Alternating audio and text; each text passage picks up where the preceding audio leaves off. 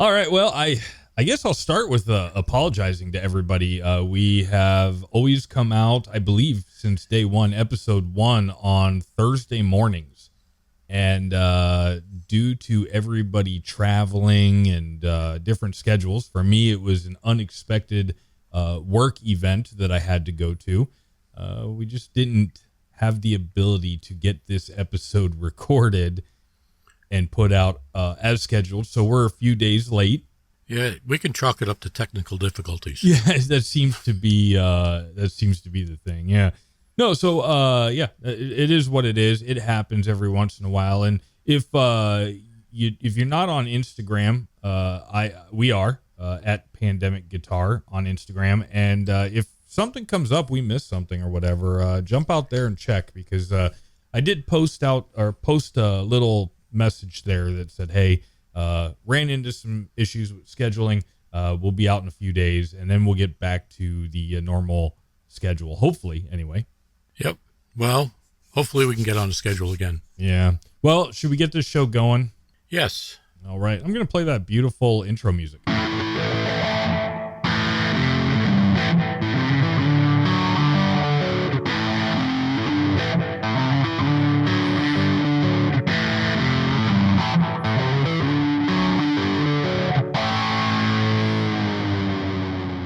Welcome back to another episode of the Pandemic Guitar Podcast. I'm one of your hosts. I am Tim. I don't know how to keep track of time, and I'm always using microphone number 1. On microphone number 2, the musician that you know as Rick, my dad. Hello, everybody. Hello. Yep, I'm here. And unfortunately, mic number 3 is radio silent today, with everybody's schedule and everything like that. And my fault. Apparently, we were supposed to get together at 5. Yes. And for whatever reason, I had 6 p.m. on the brain. So about 5:45, I sit down, I'm logged in, and I'm waiting. A few minutes after 6, I'm like, I'm assuming since I put one time down and it's an hour later, nobody's going to show up. Yep, that's exactly what happened. I can't believe you didn't reach out to me. Well, I was going to, and then I'm like, well, you're probably sleeping or something like that. I know you had I know the night prior you had a long night, and so I was just thinking that, hey, you're still asleep, and you'll wake up sooner or later and realize you missed it or something like that. And, no, I really did want to sleep the entire day today, but I knew that if I did even take a nap, I knew that I would not sleep tonight. And I do have to go back to work in the morning, so. I do too. Yeah, you'll have that. What's new? Oh, a lot of things, I guess, but just, I guess guitar related. I really like those new strings that I got. I did the ultimate test with them. I went out and I took one of my older Les Pauls studio, and I figured, well, this thing goes with the Diarios I use and the Ernie Ball Super Slinkies that I use on it. In the past, it goes out of tune all the time, and I shouldn't say all the time. Once I got it set up, it's okay. But even when I do a lot of string bending, and the strings would just go out of tune all the time, and then when I put these strings on there, I think I had to slightly adjust it about 3 times, and they haven't been out of tune since. Well, that's good. So those are SIT strings, SIT. Yep.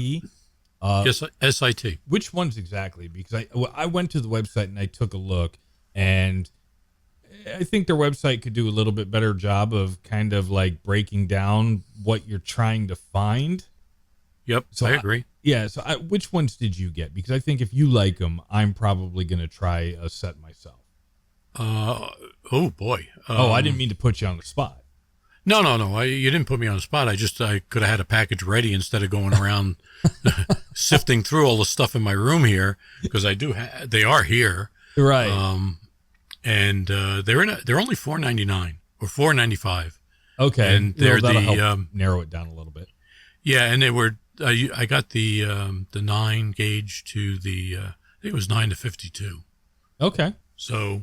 Well, that's I do need. I know I have a couple sets of strings. I probably should. It's been a while. I probably should do some string changes.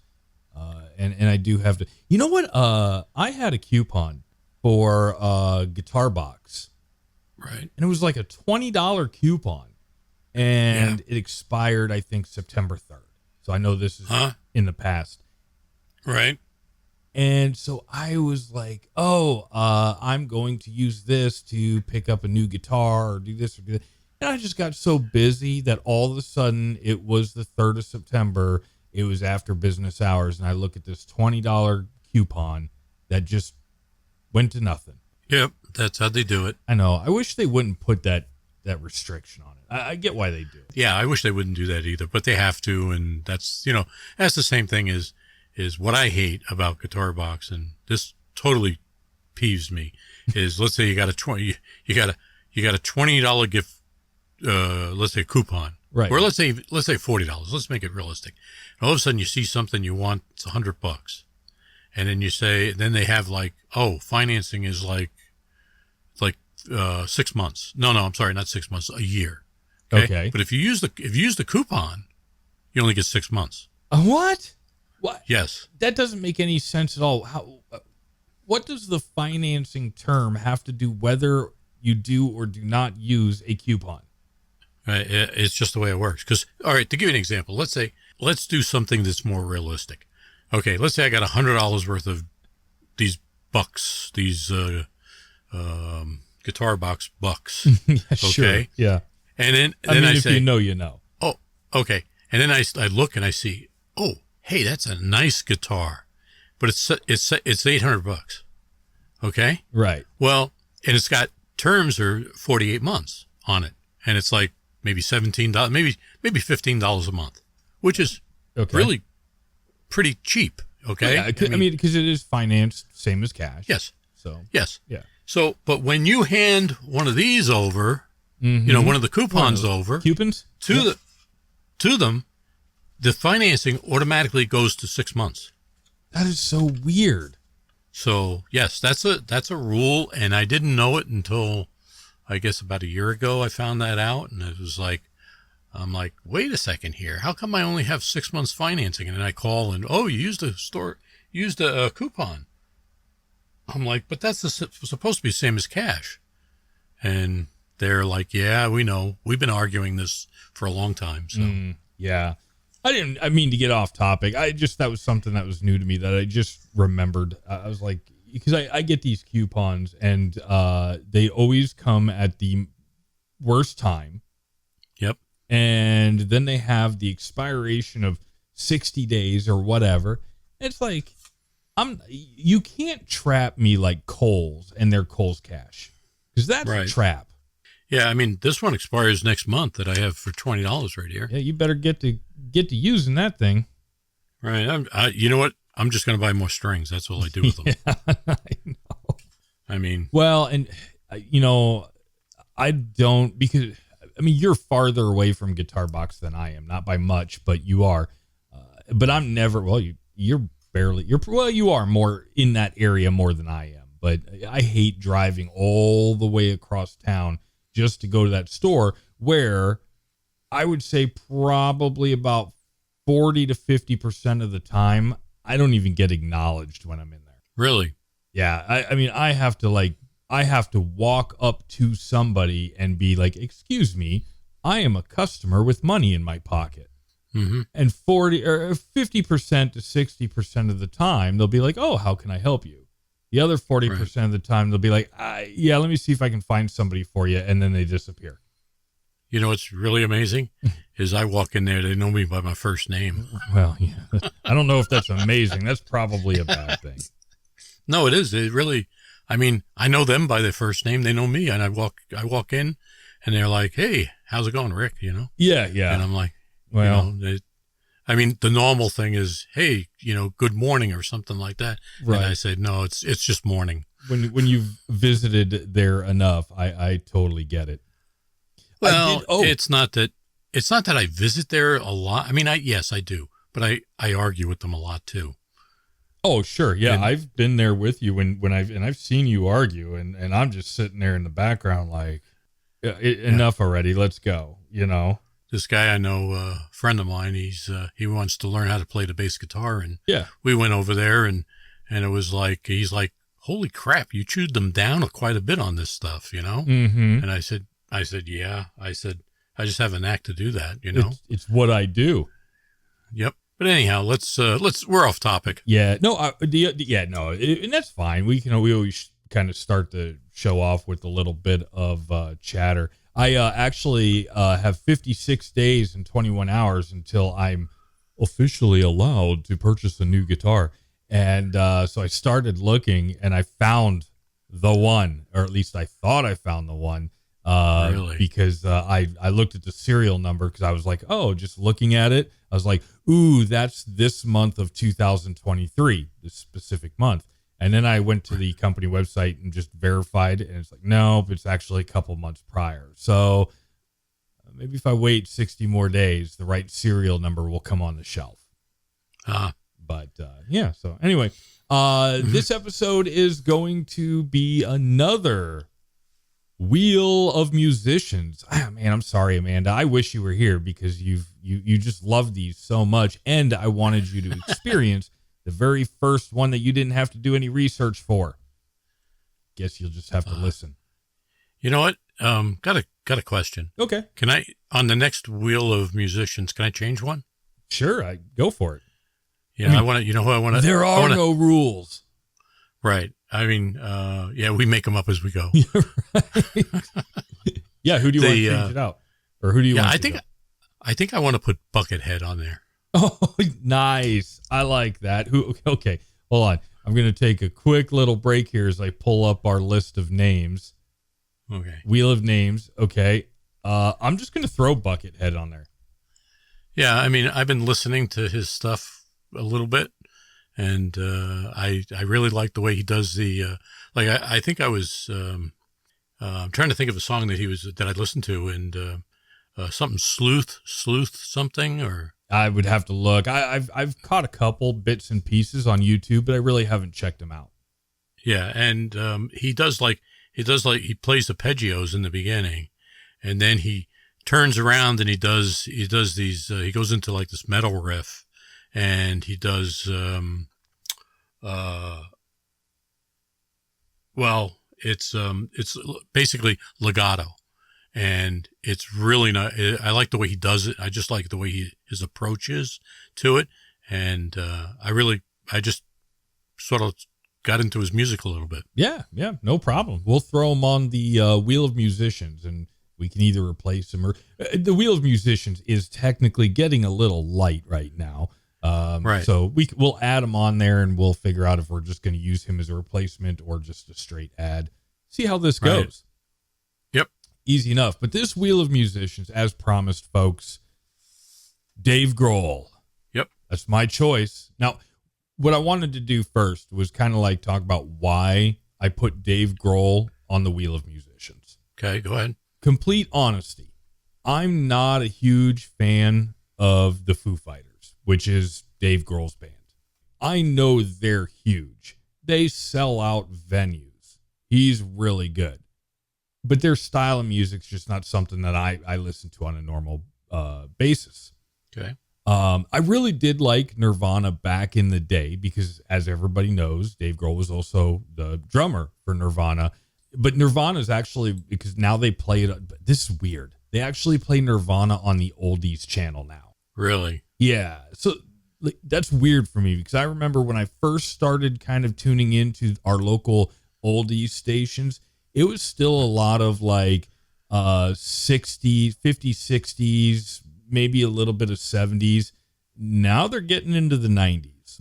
Well, so that tells me one thing. You're getting old. That is pure truth. Think about it. I mean, what I always got a kick out of is I was listening to a lot of rock and roll and stuff like that. Mm-hmm. Then all of a sudden one day the people, the groups that I was listening to, they became classic rock. Right. Yeah. Your rock growing up was my classic rock growing up for sure. Yeah. So anyway, I used to listen to Nirvana when I was in high school. But now when I hear it, I'm just like, yeah, next. It's just too. I mean, I still don't know any of the words to any of the songs. I just hum along, which is what I think 90% of the people who listen to Nirvana ever did. But I surf a lot of YouTube, and Dave Grohl actually is in a lot of content on YouTube. And so I'm constantly, as I'm surfing musicians or music or whatever, because YouTube remembers what I've previously searched, they'll recommend stuff. And like I said, every once in a while, Dave Grohl comes across the board. And it doesn't really matter what he's doing, whether it's like a piece of a concert or if it's meeting a fan on the street or a clip from a show he did. This guy just seems really down to earth, super humble, and he's a super talented guy. Okay. Because he started out, I guess we can just go ahead and move on to kind of his early life. And I kind of paraphrase a lot of stuff, but Dave Grohl was born in 1969. So what was that? It's like 54 today, I think. Yeah, something January like of 69. Yeah, 50. Yeah, but anyway, January of 69. Now this is where the comedy comes in. Only months before Bryan Adams got his real first six string. He was born in Ohio. Somewhere between birth and 1976, the family moved from Ohio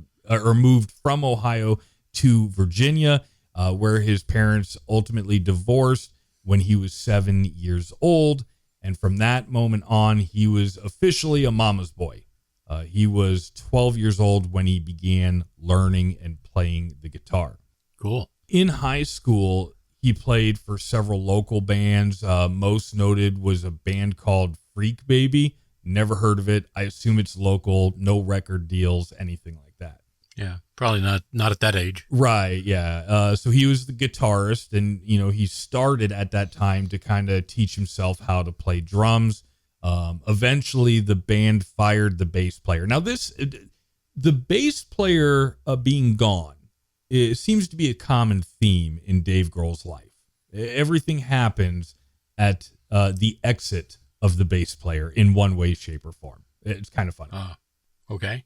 So when the band fired the bass player, he switched to playing the drums for the band, and then they renamed themselves to Mission Impossible at the exact same time. But then after that band broke up, Grohl joined a band called Dane Bramage.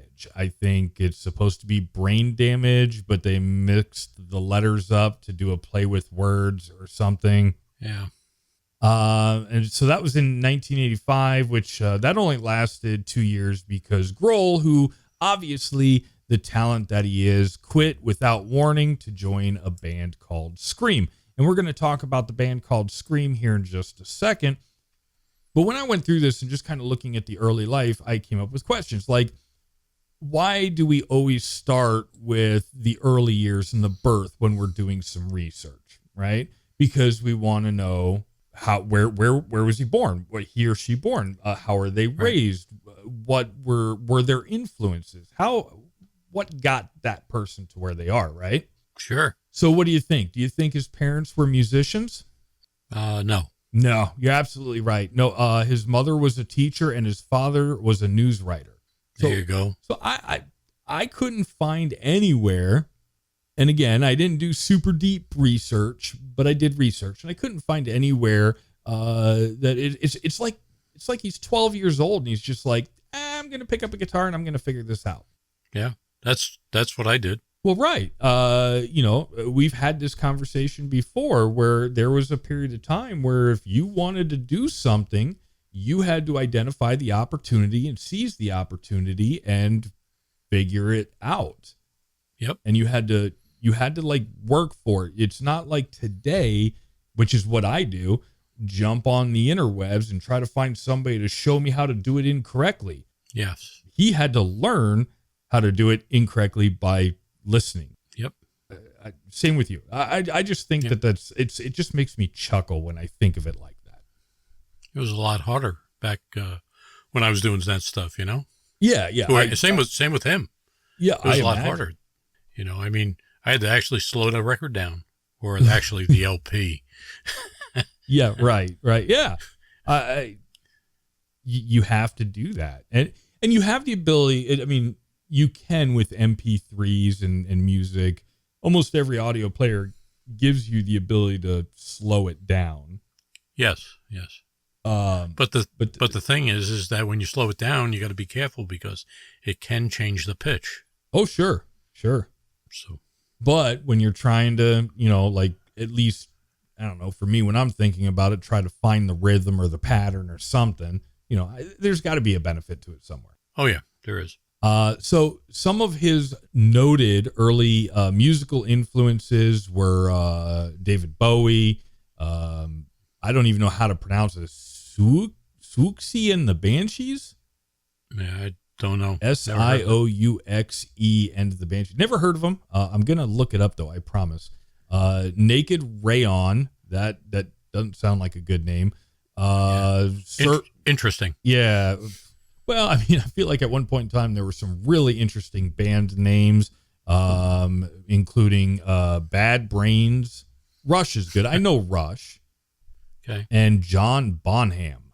Yes, John? you don't know who he is? I feel like I should, but I don't. You should. You don't. Let me. It's a famous band, and the guitarist was Jimmy Page. Okay. I know he was Jimmy Page. Why am I drawing a blank on now I feel like a complete, why am I doing this, folks? I don't even know. It's Led Zeppelin. Wow. Yes. He's a very, very influential drummer. Oh, that's why he's the drummer. Yes. So that was the other thing that I was going to mention is that for the longest time, and maybe it's because I'm just becoming a follower of music and paying attention. Yeah. But it's like every band you ever know, the only two people in the band you may or may not know are the lead singer and the guitarist. Like nobody really pays attention to the bassist or the drummer. Right. But then thinking about that, I'm like, well, shoot. Everybody knows all the members of the Beatles. Yes. Everybody knows all the members of Metallica. And when I thought about it, I'm like, holy crap, I actually knew all the members at the time of Nirvana. Mm-hmm. And so they're one of the very, very few bands that were, I guess, to me, relevant enough to know who every single person in the band was. Yeah. But also, we're going to talk about Nirvana here in a little bit. But they were a band that seemed like, I don't know. We'll get to it here in a second. Okay. So let's jump into where the career actually starts. Okay. Because, everything before this year, 1986, everything before that's just small town, no name bands. He's probably playing high school Sweet 16 parties and stuff like that. Who knows? Yep. You don't know. I mean, yeah. You got to start somewhere. Oh, I mean, yep. You got to start small and make your way up to the big time. Not everybody can just start on America's Got Talent. That is true. So have you ever heard of the band called Scream? No, I never did. Yeah, neither did I. But they weren't around, but maybe 4 years, from 1986 to 1990, I believe. So Dave actually auditioned to be the band's drummer.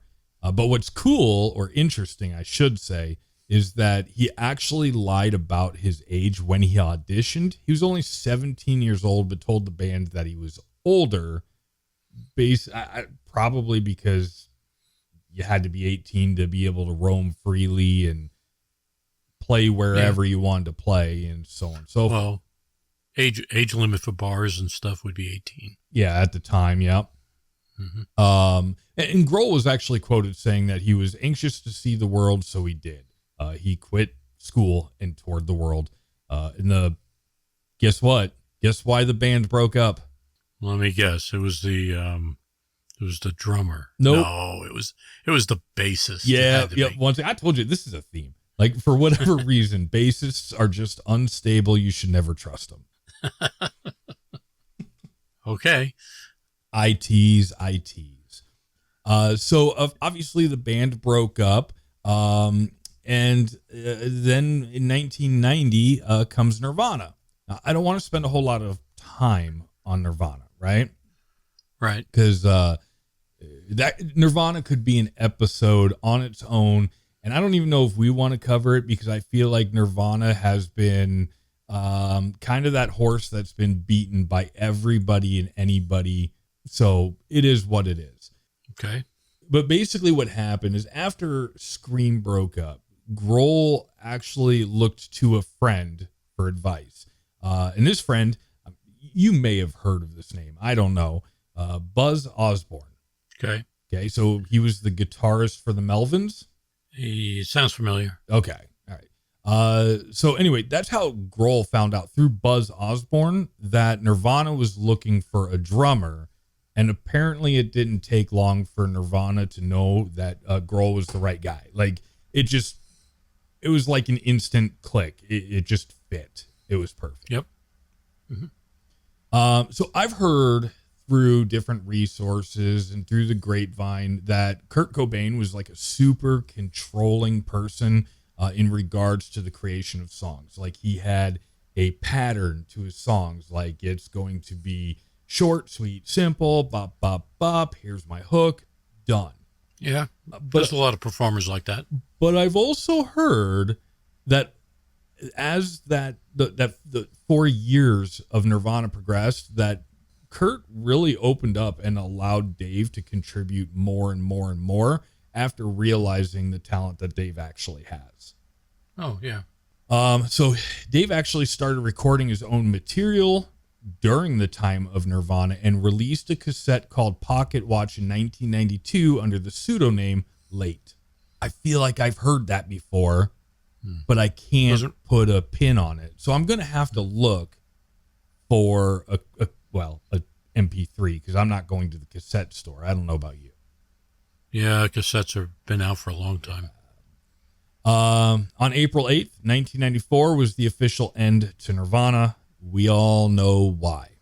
What's interesting is 2 decades later, on April 10th, 2014, Dave Grohl was inducted to the Rock and Roll Hall of Fame as a member of Nirvana. Okay. So that was pretty cool. Yep.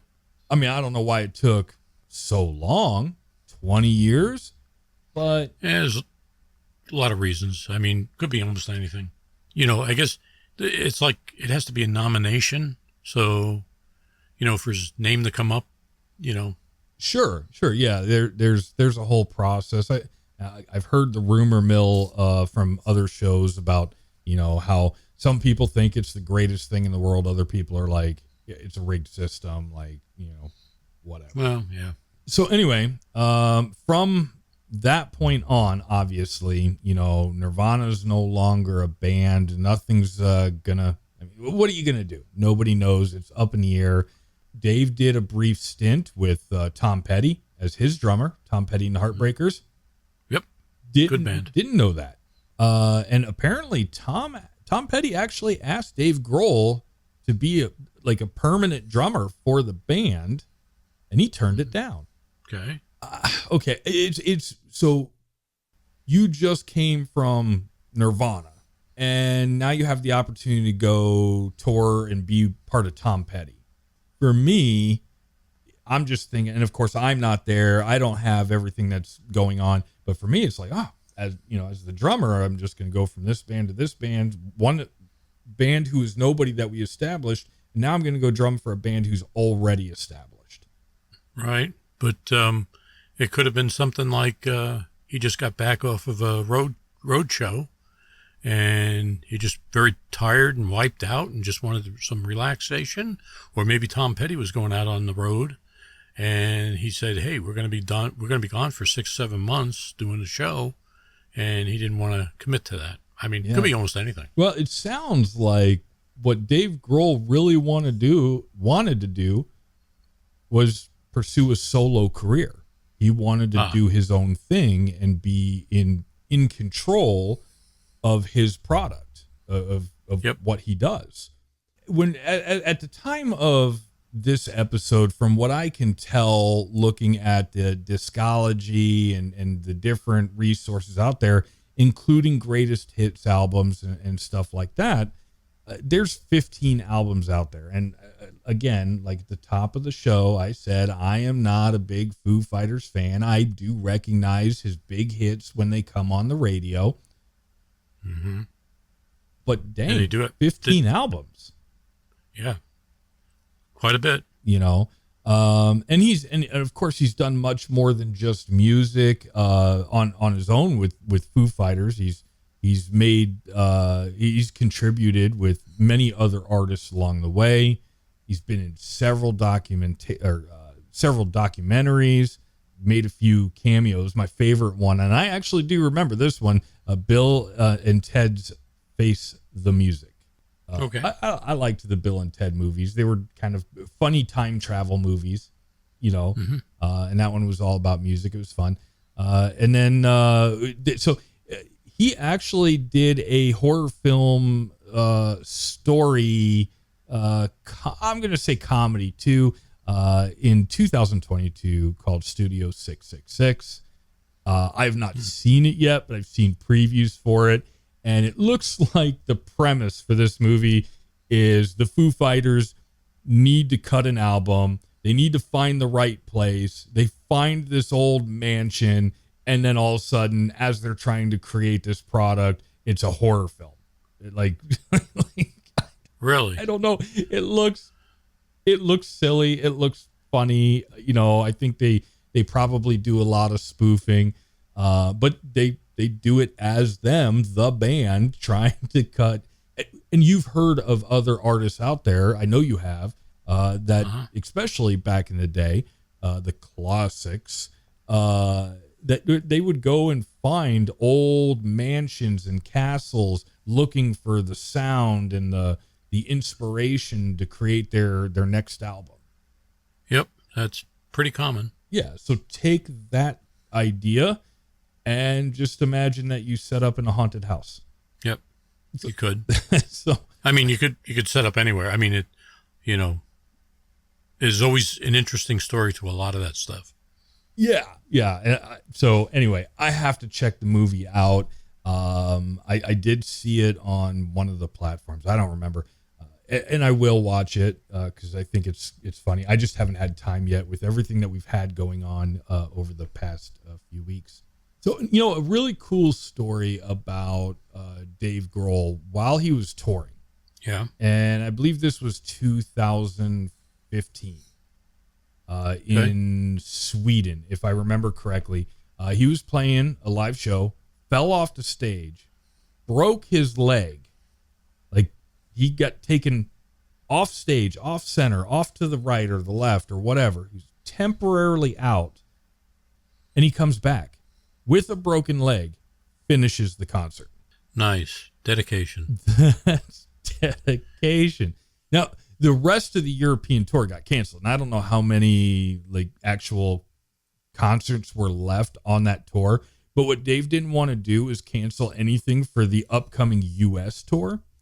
So he had this custom throne, like elevated throne, like this big chair that looks like I don't know, kind of like, I don't want to say Lord of the Rings. I'm trying to think of the other, the Game of Thrones meets Blue Man Group. And that's just from the picture I vaguely remember in my head. It's just this huge throne.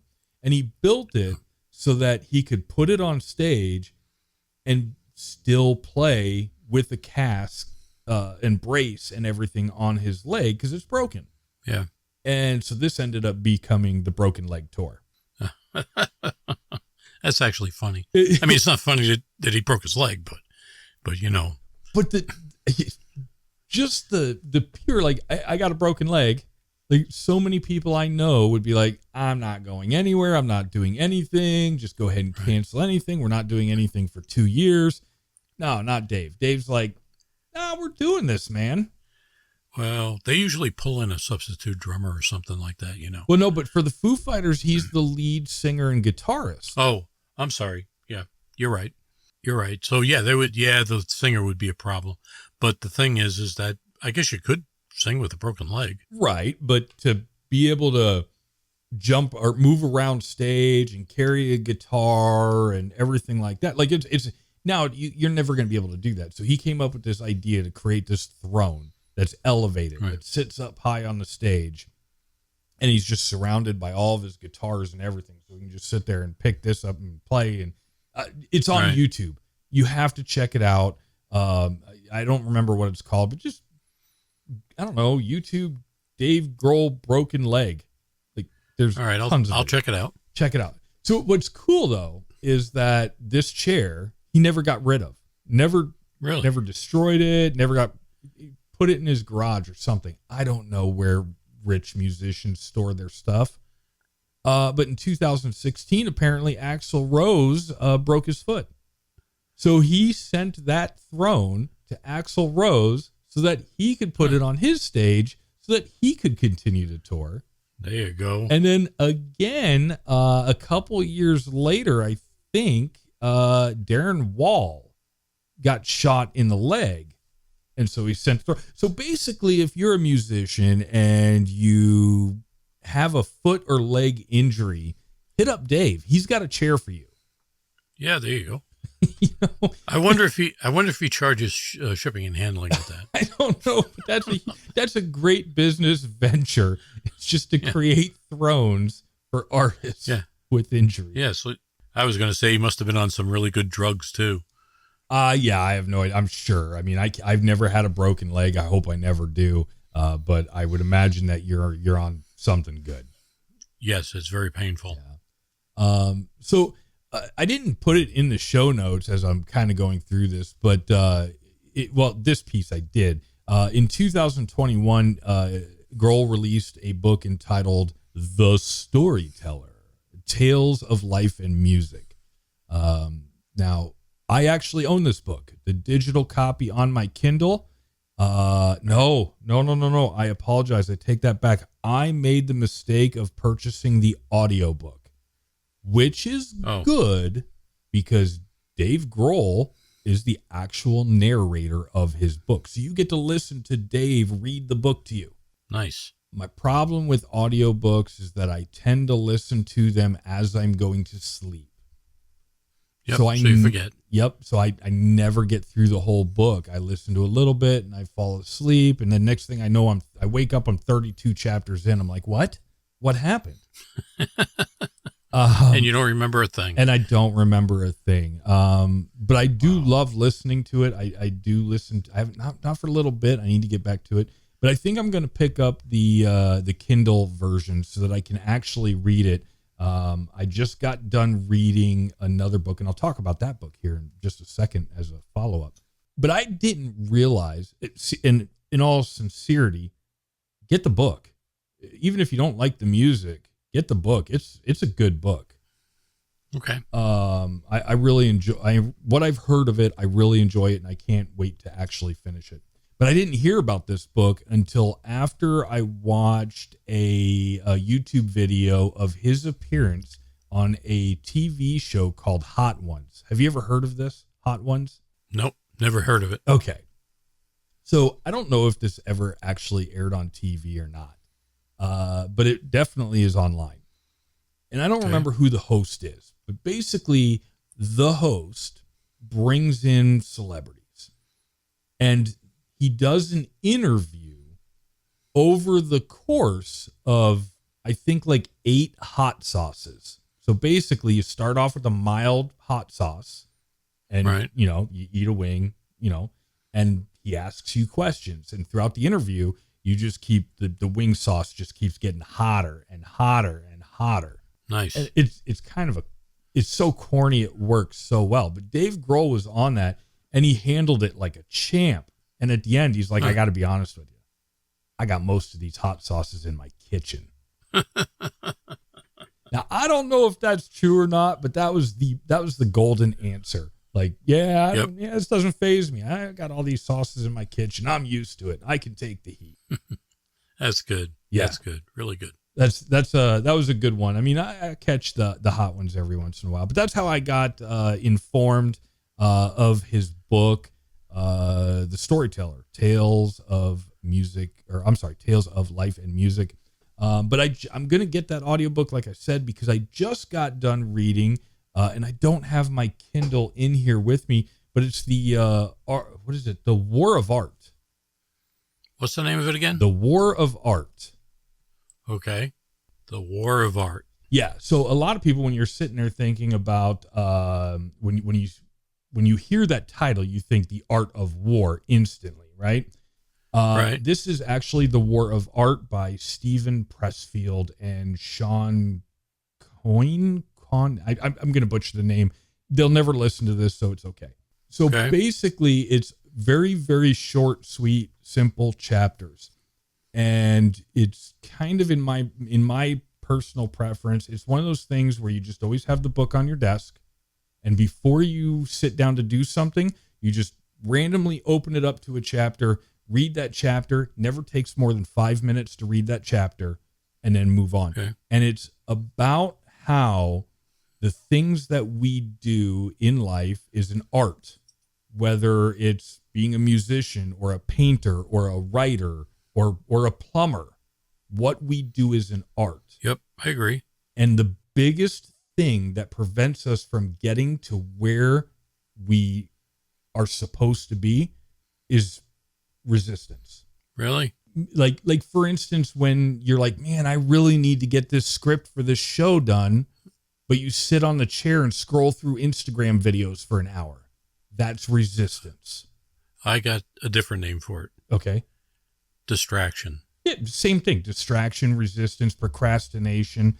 But yeah, well, it's really all the same thing. It's something that's preventing you from moving forward. I thought it was a great book. I have it on the Kindle edition. I think I'm going to actually buy that one paperback so I can actually put it on my desk. You're going to have to send me the link for that. I'd like to read it. Yeah, I'll what the heck? We're not making any money at this, so we'll just put the link in the show notes. There you go. So anyway, that's my little back history research and deal on Dave Grohl of Foo Fighters. Like I said, super talented guy. Like, he can play everything and anything. Yep. There's a lot of people like that. I mean, well, I shouldn't say a lot, but there if you look at certain bands and artists, I mean, you can tell which ones have talent and which ones don't. You know, the band breaks up and yeah, you know, I don't have talent. You do. No, that's not true. Everybody has talent. Yeah. It's just how you use it and how you put your foot forward to use that talent. Yeah. I was, I said at the beginning of the show, for the last week, I've been away from home, and I thought about it for a hot second. I thought about throwing a guitar in a case and taking it with me. And I was just like, for a week, I'm only going to be gone for a week. I don't want to mess with TSA. I don't want to get anything damaged, blah, blah, blah, blah. And I came home yesterday, and I picked up a guitar, and it was like day one all over again. I'm like, so it's like, it's going to take me a couple days to get back to like remembering everything. Hey, it happens to the best of us. I mean, yeah, when I play a lot, my fingers are very, what do they call it? Nimble, I guess. And, I haven't played probably for 2 days, and I can actually feel my fingers getting stiff, you know, the muscles in my fingers. Yeah, it's really interesting when you take a pause. There's some things, I feel like whatever I was working on or practicing right before that pause, when I come back, I feel like I slightly improved somehow because I took a break from doing that. But then the things that I thought that I was like, I got this in the bag, there's no way I'm ever going to forget that. All of a sudden it's like, where was it? What? Now I got to look up the tab. I got to listen to it again. It's so weird. Yeah, that's why I use my recorder. I use my one of many recorders that I have, and I record different things, and you know, and then all of a sudden, 2 days or 3 days later, I'm like, I forgot, or what was that thing I did in the beginning of the week? You know, so I listen to it, and I'm like, oh yeah, okay, now I got it, and play, and then continue on with it. Yeah. So. Well, the little jingle for music news, That was my stroke of Van Gogh because it happened once and I can't figure it out again. That's why you got to write everything down. No, I do know. I know how I did it. I just can't get it to sound the same again. So there was something that I did. I don't know. I mean, I did a thing a long time ago, and I kicked myself today, and it was I was working on a Leslie West thing, Mississippi Queen, and I had everything just perfect. I had the guitar dialed in. I had everything working just fine, and I recorded it, and it turned out really good. Mm-hmm. Then, about a year later, I went to look for the recording. I couldn't find it. Do you think I can find any notes on it? Nope. Can't figure out how I set it up, how I got that tone or what. All I know is which guitar I played. I was, it's like back to the drawing board again. It's like, wow. So you learn from I was going to make a comment at the beginning of the show, because the wife and we went out and we had Mexican for dinner. And there's 2 Spanish songs that I know a little bit of, or at least I thought I did, because I sat down. I'm like, oh, I'm going to play it on the episode. And I'm like, I might as well have been slapping 2 cans of tomato soup together. It was that bad. And so I'm like, scrap that idea. Yeah, I totally get it. There's a lot of times and I've gotten better at writing down stuff. I've gotten better at recording.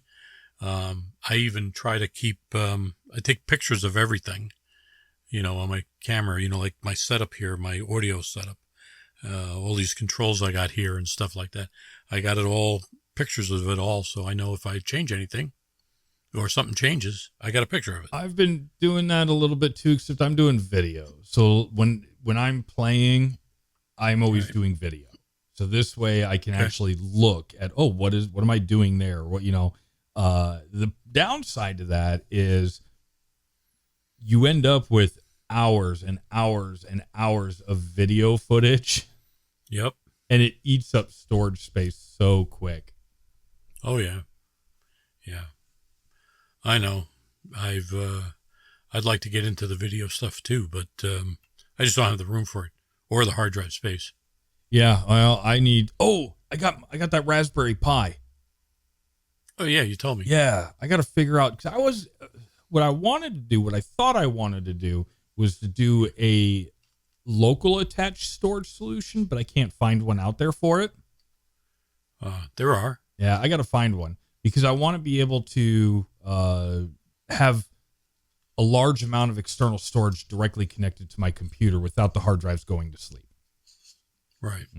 This isn't even music anymore unless you're looking to store all your files. Yeah, we're trying to change the subject here. Let's get back on track again. But no, that's really all I got. I did enjoy doing the research on Dave Grohl. I think he's just a super cool guy. He's one of those artists that I think you could walk into, or bump into walking down the street, and he would spend 5 minutes and probably make you laugh as long as you have any type of sense of humor, Yep. So that's really cool. I appreciate those people. I always like talking to those people who, and this is actually something that they talk about in that book, the War of Art, is how the true artist is 2 different people, and they can separate those 2 people because this musician is out here, they're performing, they're doing their thing. This is what allows them to be the extrovert, or however you say that word. And then when you get off stage, now this person is just normal old Dave, normal old Tim, whoever that is. Right. And, they're just down to earth. So I just think that's really, it's kind of neat. And I like people like that. So I'm glad that we got to do this episode on Dave. I will totally tag him on Instagram, and I totally don't expect him to give any love back. But you can always try. Yeah, always try. But the feedback we have been getting from these Wheel of Musician episodes where we tag artists and they're like, "Oh, hey, cool, thanks for the shout out." It's been really good. It's yes. it makes it fun to do these episodes. Yep, that is true. Yep. So I'm not sure what the next episode is going to be. We do have a special guest that we're working to get into the studio to interview. We just got to work out the details, but I'm not 100% sure we're going to be able to make it happen with the condensed time schedule to get us back on track, releasing on Thursdays. So, but it's going to happen. I promise it will. It just might not be next week. So I don't really know what next week is going to be at this point in time. But hopefully Amanda is available, and hopefully I remember to show up at the correct time. That always helps. Yeah. So, yeah, her not being here today, totally my fault. Sorry, everybody, because I know that she's the one that always has the good outros. I got nothing other than email us, pandemicguitar@icloud.com, Instagram, @pandemicguitar. Those are the two ways to get a hold of us. Listen, like, subscribe, share, whatever kind of doohickey thingy on whatever platform. Get the word out. Yeah, get the word out. Yeah, and that's it. I think that's it. You got anything? No, nothing. Nothing really. All right. Nothing.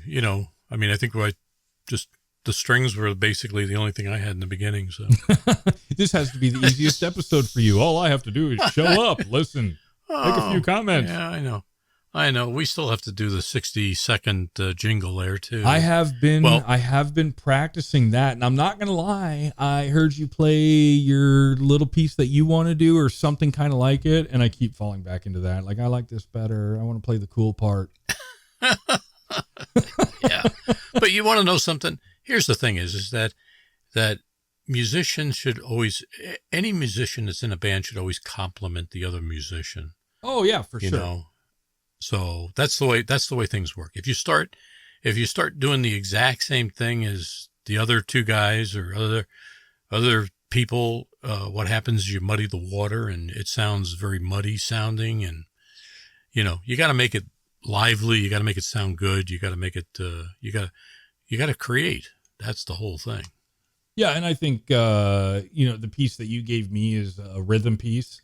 So trying to learn how to keep count or time or whatever you call it. Yep.